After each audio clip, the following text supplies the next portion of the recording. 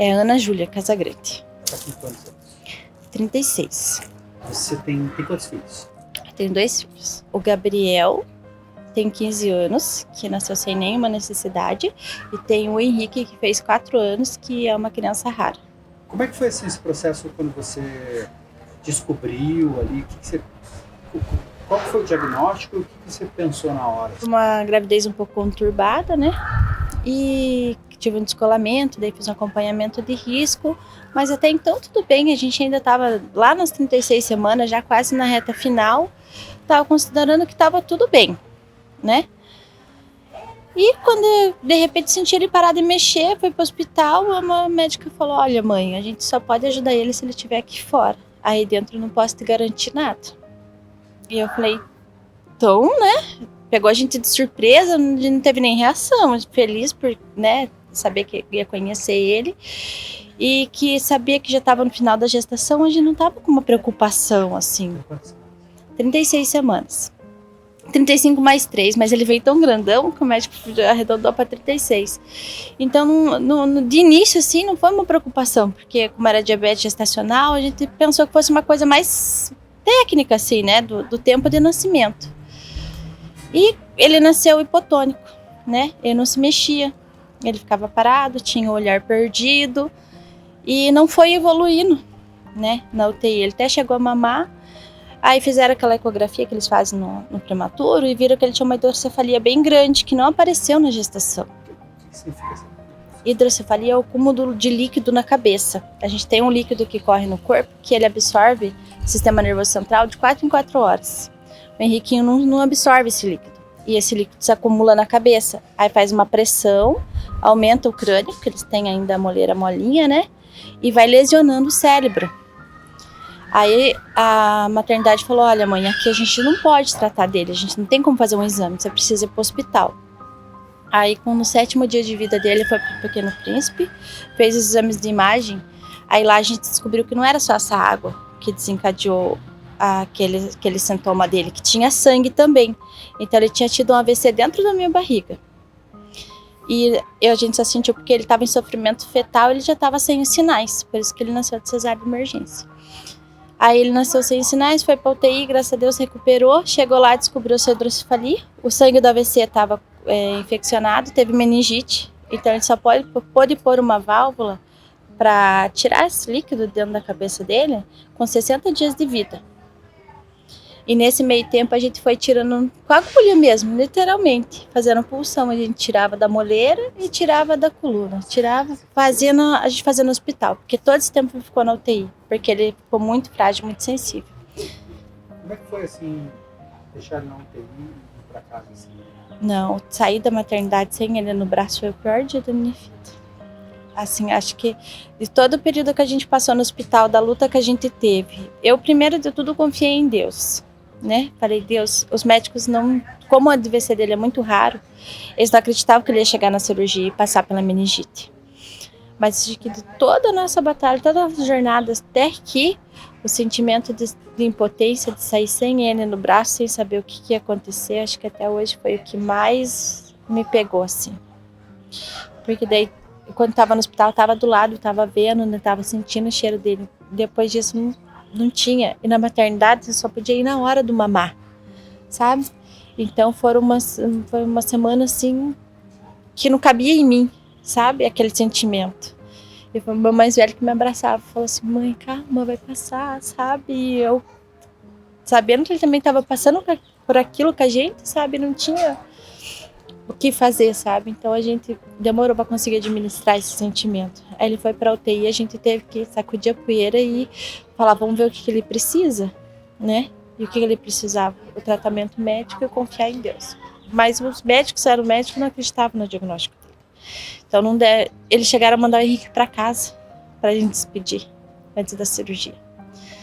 Então a gente acreditou em Deus e falou, não, né? Independente do que o médico falar, a gente vai acreditar que pode ser diferente até o último momento.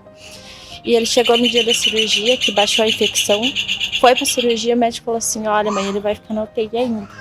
Ele não ficou 3 horas na UTI, ele foi pro quarto, porque a gente tinha fé que ele ia se recuperar. Aí ele foi pra casa.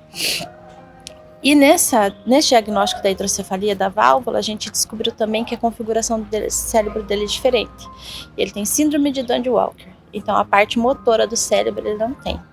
E o pouco que ele tem está lesionado. Então, o que ele precisava?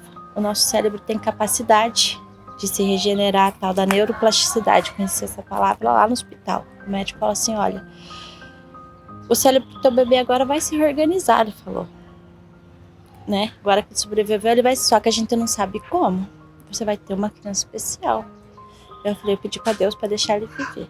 Independente de como ele viesse, que a gente ia aceitar. Então eu aceito ele como ele ficar. Só que eu não aceitei que ele ia ficar daquele jeito e que eu não ia fazer nada por ele. Então eu corri atrás de todos os recursos possíveis. Que eu ouvi que tinha capacidade de ter plasticidade, então eu falei, vou dar todas as condições para ele se desenvolver da maneira que ele conseguir. Né? O diagnóstico dele até hoje nos exames são de cegueira. E ele enxerga. Ele está enxergando, a gente não sabe a nitidez da vista dele, mas ele está enxergando. Porque o oftalmo falou assim, mãe, né? Se ele ver, ele vai ver vulto e você pode levar ele. Ele passou por uma segunda cirurgia, que a válvula saiu do lugar, era tanta água na cabeça dele, que quando drenou a válvula que estava lá encaixada, ela vazou e veio parar aqui no pescoço dele. E daí a gente foi para uma outra cirurgia, coloquei na mão de Deus também, ele veio e a minha preocupação era, vai ficar de férias, era tudo pela prefeitura, tudo pelo estado, a gente tinha acesso pela mãe curitibana, que é onde a gente tem convênio aqui. Falei, vai entrar de férias, é novembro, 30 dias de repouso, daí vai voltar só em março. O que eu vou fazer com ele até lá? Que ele não se mexia, ele não tinha paralisia do lado esquerdo, não mexia o olho, né? Falei, eu preciso ajudar meu filho a voltar para a vida, né? Aí a Talma falou assim, mãe, da estimulação visual você não precisa se preocupar, porque ele não vai adiantar muita coisa. Porque com o que ele tem, ele só vai ver vulto. E eu falei, mas pode fazer? Ela falou, se você quiser, pode. Eu falei, então eu vou fazer.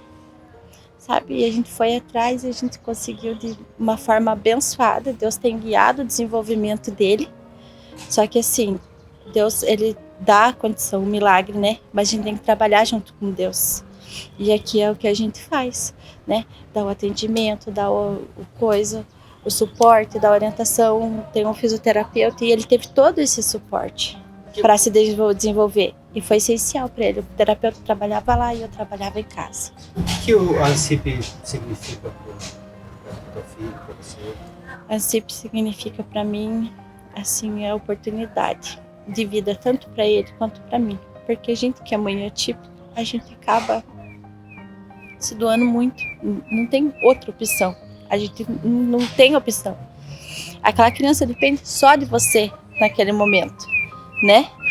E dos profissionais que a gente acaba encontrando no nosso caminho. E eu, para ajudar meu filho na área da cegueira dele, que é cerebral, não tinha profissional aqui em Curitiba que ajudasse ele. Eu fui correr atrás, fazer curso, fazer as coisas para ajudar meu filho a enxergar de novo. Para me validar, fazer meus cursos. Agora eu tô fazendo faculdade de novo. Tudo para poder me especializar para ajudar o Henrique nos próximos desafios dele. E foi graças a ANSIP ter acolhido e aceitado que ele tem onde ficar e eu posso lá fazer meu estágio para poder concluir os meus estudos. E aqui não é um lugar que ele só fica, onde ele tem a oportunidade de socializar, de ter amigos, né? De ter uma vida social, de praticar para quando ele for lá fora, para quando ele poder ir no ensino regular. A escola nenhuma aceitou ele. E nem toda escola sabe acolher uma criança com certas necessidades. Como é que é o teu dia a dia com ele? Então foi essencial para mim ter um lugar de confiança, sabe? A gente acorda às 6h30, se organiza, vai para as terapias, daí eu volto, arrumo a casa, faço almoço, tento dar uma atenção pro mais velho, né, que tem uma tarefa de casa, alguma coisa do gênero. Na segunda eu faço tudo antes, de manhã, né, até às 9 horas da manhã eu arrumo a casa, faço almoço, que a gente vai para estimulação visual, que ainda a gente não deixamos de fazer, né, que a gente tem do visual até os 8 anos e o cérebro da gente o resto da vida. Então, faço almoço, deixo pronto, vou com ele 10 horas, volto meio-dia. Daí a gente se arruma, trago ele para o ANSIP e eu vou para o meu estágio. Antigamente eu continuava em casa, estimulação, era só nós. Nós passamos uma pandemia todinha, nós 3 em casa. né? Tanto pelo risco, que ele era uma criança atípica, e dos outros também. E antes ficava só nós, a gente ficava muito depressivo em casa, sabe? A gente fica muito sozinho, sabe? A gente também perde a oportunidade de estar socializando, porque é difícil o comportamento deles. Às vezes a gente não consegue interagir eles com os de fora, né? Um dia passou um menino e falou assim, ele morde? Não, ele não morde, entende? Então, assim, a escola dá essa oportunidade, a socialização dá essa oportunidade de eles melhorarem, se adequarem, sabe? Conseguir viver em comunidade. Então, foi muito importante pra gente. Daí, na terça, a gente sai cedo, como hoje, vai na terapia, volta, faz almoço, agora vai pra escola, vai numa consulta, que a gente tem muita consulta de rotina, leva na vacina, né? Leva no neurologista, faz um acompanhamento que a oftalmo pede. Então a nossa rotina é bem acelerada, né? A gente chega, daí tem que dar conta de fazer ele descansar, relaxar para ele conseguir dar conta da rotina dele no dia seguinte, porque eles são muito pequenos e ele cansa muito. Então tem que dar conta de estimular e fazer ele descansar, ele relaxar, se alimentar da melhor maneira para que ele possa dar conta da rotina dele, para que ele consiga chegar no objetivo dele. Que né, agora ele já conseguiu abrir o iogurte e tirar a primeira colherada sozinho. Né, já tem mais de um ano que a gente está trabalhando esse objetivo dele poder ter autonomia de comer, né? E ele fez essa surpresa pra gente semana passada. Eu deixei ele lá com o potinho e com a colher. E daí eu fui avisar a terapeuta, na hora que eu voltei ele tinha aberto e estava se servindo, sabe? Então, isso já foi uma vitória pra gente. Né? Você imagina como é que vai ser o futuro dele, assim, daqui a 10, 15 anos? Como é que ele vai estar? A gente nunca subestimou o diagnóstico do Henrique, né? A gente sempre acreditou em Deus, que Deus poderia fazer o melhor na vida dele. Então eu imagino assim que ele vai ter uma autonomia de poder falar, se comunicar, conseguir se socializar, né? De se vestir sozinho, de se alimentar sozinho, de tomar um banho. Então eu imagino que ele vai ser uma pessoa bem independente, né? Eu quero que no mínimo ele seja independente. E quero que ele desenvolva o cognitivo para que ele tenha um trabalho, possa estudar, para que ele possa chegar a ser como a gente, né? Que ele venha ser uma criança, uma pessoa que tenha suas necessidades, mas que ele possa ter uma rotina normal. Eu desejo que ele tenha essa independência, que o dia que eu não puder mais cuidar dele, que ele possa se cuidar sozinho, que ele possa ter uma família. Isso que eu queria, né? A gente deseja para os filhos da gente, né? Que eles cresçam e tenham a família deles. Mas para isso eles precisam de muitas outras coisas. Procurou realizar sonhos, não procurou, né? Não tem mais dos céus.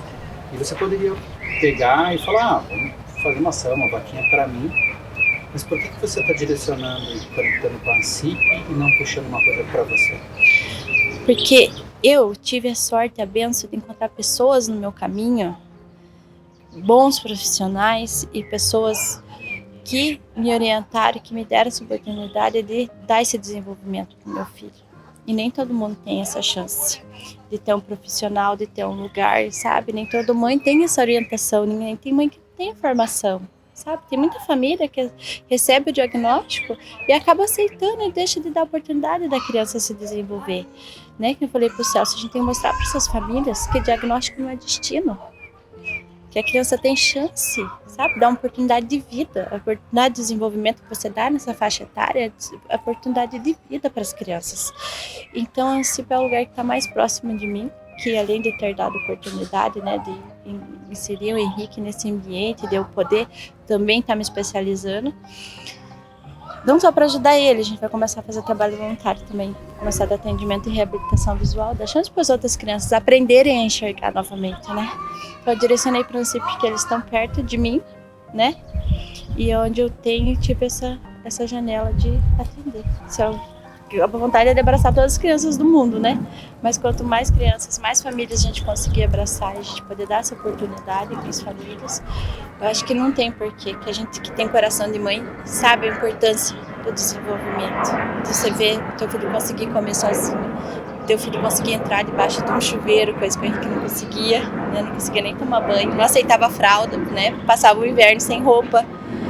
Então essa integração sensorial dele não existia. E tem mães que chegam na vida adulta. Antigamente, essas crianças eram tidas como retardadas. Hoje em dia, elas têm a oportunidade de se desenvolver, né? Por que a gente vai deixar de dar essa condição para elas?